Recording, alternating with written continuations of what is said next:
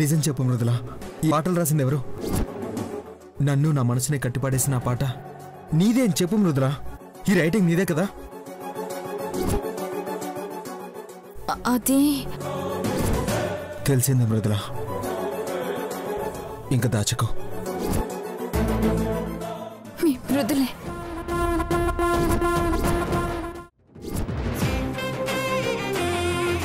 ఇప్పుడు సంక్రాంతి ఉత్సవాల్లో భాగంగా ముగ్గుల పోటీలు జరగబోతున్నాయి. ఈ పోటీలో విజేతని సీతాపురం ప్రెసిడెంట్ గారు నిర్ణయిస్తారు. నువ్వేం టెన్షన్ పడకు మానసి, నువ్వే గెలుస్తావు.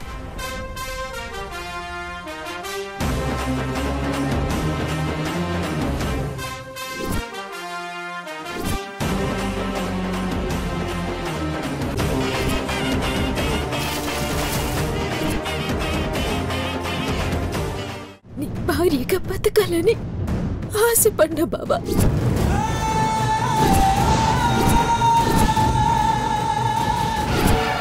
నీ భార్యగా పోయే అదృష్టమైన నాకు కల్పిస్తావా బాబా?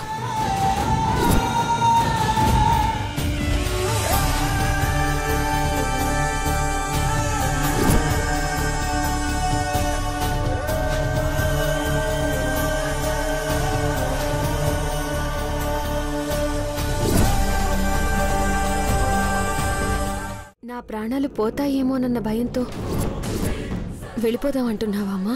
దాని మాటల్లో ఎప్పుడూ లేనంత పట్టుదల. ఎందుకమ్మా భయం? ఏం చేస్తారు బ్రాహ్మణి అమ్మగారు? దాని చూపుల్లో ఎక్కడా లేనంత ధైర్యం ఎక్కడి నుంచి వస్తోంది? ఆయనకి దూరంగా మాత్రం ఉండలేనమ్మా. ఆయన నా ప్రాణం. దీని మనసులో పుట్టినట్టే మధు మనసులో కూడా ప్రేమ పుడితే అసలు తను ఇక్కడికి రానని ముందు నుంచి చెప్తూనే ఉందమ్మా. ఏంట్రా నన్ను అనుమానిస్తున్నావా? ఎప్పటికైనా నీ మనసు మారకపోతుందా అని ఓపిక భరించిందమ్మా. ఆపరా! దాన్ని ఇంట్లోంచి పంపించాల్సిన అవసరం నాకేంటి? అది నా ఇంట్లో ఉండకపోవడం కాదురా, నీ జీవితంలోనే ఉండకపోవడం కావాలి. తను లేకుండా పోతే నా జీవితం కూడా లేకుండా పోయినట్టే కదమ్మా. ఆపరా!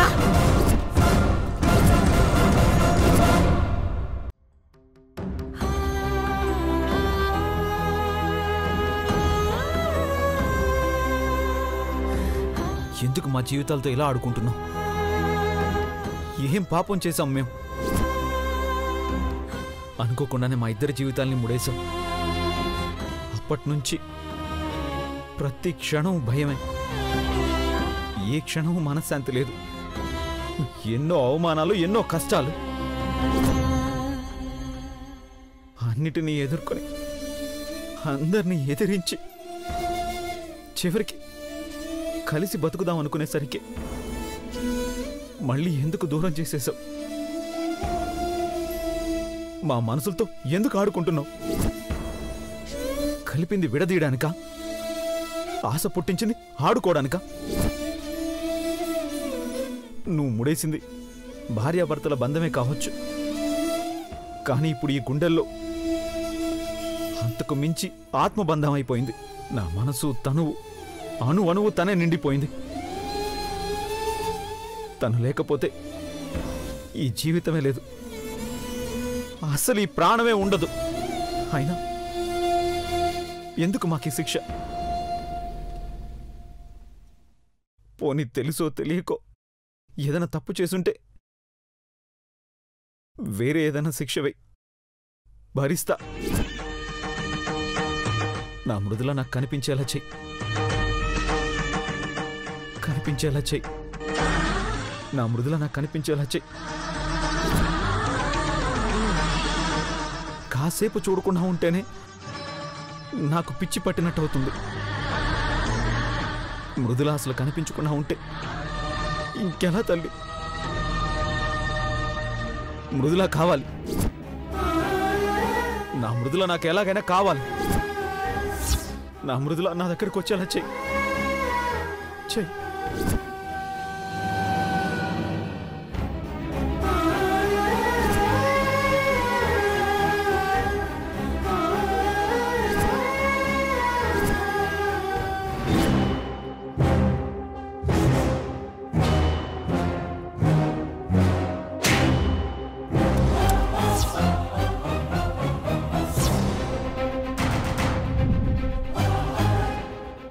ఝాన్సీ సరియు ఏమైనా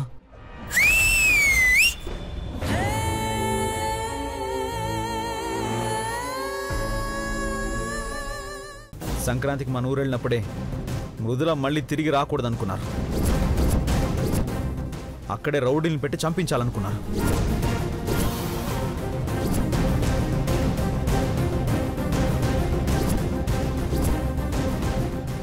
ఆ దొంగ మొహందే దాని అమ్మ బాబు కలిసి నాటకాలు ఆడుతున్నారు. అదొక బ్రోకర్. సరియు మధు మధు మధు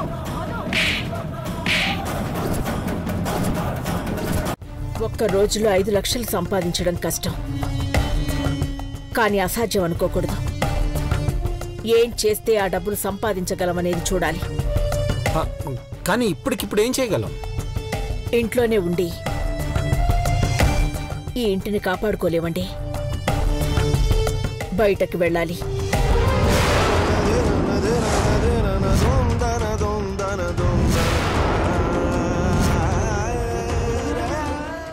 ఏం చేస్తున్నావు అఖిల? మీరు కట్టిన మంగళసూత్రాలే ఇప్పుడు మనకు ఉపయోగపడతాయి. పసుపు కొమ్ముతో ఉంటావా అఖిల? పస్తులతో ఉండమన్నా ఉంటానండి. సుమంగళిగా వెళ్ళిపోమన్నా వెళ్ళిపోతాను.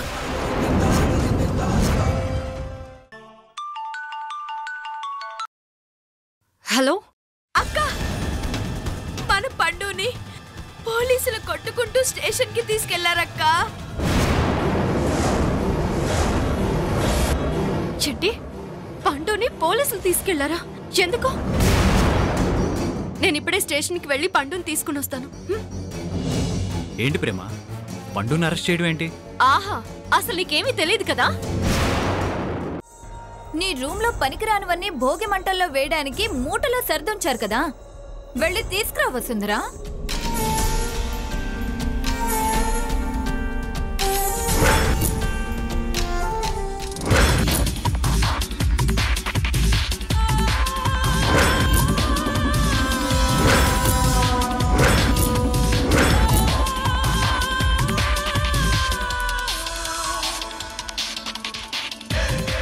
అత్తయ్య చూసారా, ఆ మంటల్లో చీర కాలిపోతుంది అత్తయ్య.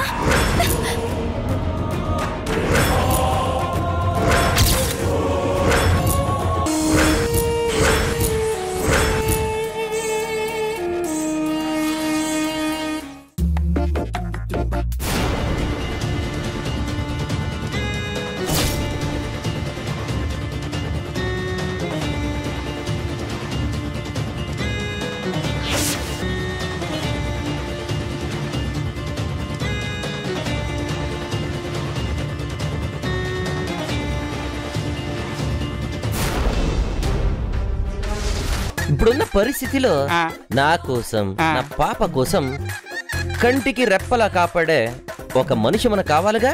అవును సార్. అందుకే త్వరలో రేఖని పెళ్లి చేసుకోబోతున్నాను. నేను ఒప్పుకోను.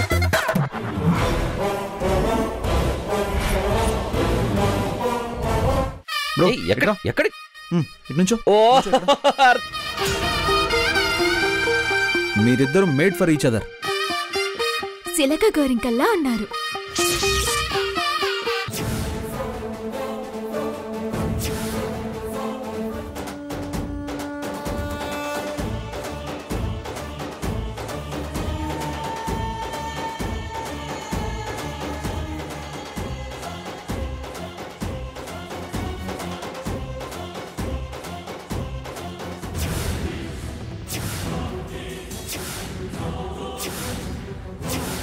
ఇంతకన్నా చెడ్డ రోజులు ఫేస్ చేయాల్సి ఉంటుంది. అన్నట్టు ఈసారి క్రౌడ్ కొంచెం ఎక్కువగా ఉంది కదా, మనం మున్ని ఎలా వెతుకుతాం? నీకు మైండ్ పూర్తిగా చెడిపోయింది తను. అది నిజంగా ఏవి చిన్నపిల్ల కాదు, థర్డ్ చెట్లాగా పెరిగిన అమ్మాయి. అండ్ యు నో వాట్, మనం ఎక్కువగా బ్రెయిన్ ఉపయోగించాల్సిన అవసరం లేదు, ఎందుకంటే అది డిఫరెంట్ బట్టలు కట్టుకుంది కదా. వాటి ఆధారంగానే తన్ని వెతకచ్చు.